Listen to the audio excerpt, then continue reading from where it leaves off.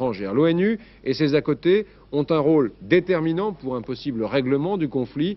Alors il était intéressant de savoir quel était le fonctionnement des Nations Unies. Dominique Bromberger l'a étudié pour nous.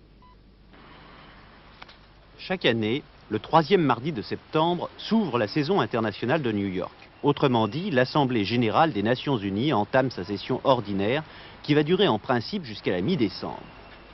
Dans l'intervalle, il est possible que se soit tenue une session spéciale sur un point précis, ce qui sera le cas au printemps prochain, sur la question du désarmement. Mais même si tel n'a pas été le cas, les Nations Unies ont continué à vivre de décembre à septembre à travers leurs multiples commissions, comités ou agences en tout genre.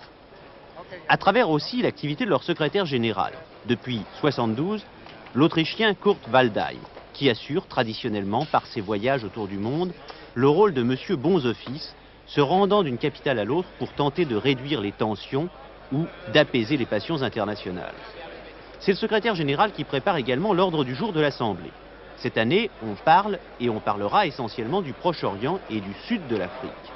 En principe, l'Assemblée est souveraine. Elle peut traiter de n'importe quel sujet et adopter les recommandations qui lui semblent bonnes. Mais en fait, ces recommandations risquent fort d'être assez souvent inefficaces.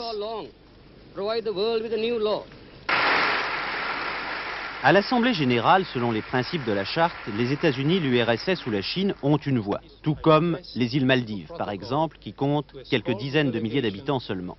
Or, une recommandation qui n'aurait pas le soutien des États-Unis ou de l'URSS aurait peu de chances d'être appliquée. De surcroît, avec l'admission de Djibouti et du Vietnam, l'Assemblée générale compte 149 membres. Et les débats y ressemblent souvent à une suite d'interminables litanies. C'est pourquoi, si les séances permettent à chaque nation de faire connaître son point de vue sur la situation internationale, l'essentiel n'est pas là, mais dans les conversations qui réunissent les délégués dans les couloirs ou qui permettent aux grands et aux autres, derrière des portes soigneusement closes, de mener les négociations du moment en ayant à leur disposition tous les interlocuteurs nécessaires. Mais en cas de crise grave, c'est le Conseil de sécurité, composé de 15 membres, parmi lesquels en permanence les États-Unis, l'URSS, la Chine, la France et la Grande-Bretagne, qui y ont droit de veto. C'est le Conseil de sécurité qui se réunit, adopte des résolutions, appelle parfois avec succès au cessez-le-feu et décide par exemple de l'envoi de casques bleus sur le terrain. Ceux qui suivent depuis longtemps les travaux des Nations Unies, sans se faire d'illusions exagérées sur l'efficacité de l'organisation, disent simplement: si elle n'avait pas existé, l'histoire récente du monde aurait peut-être été pire.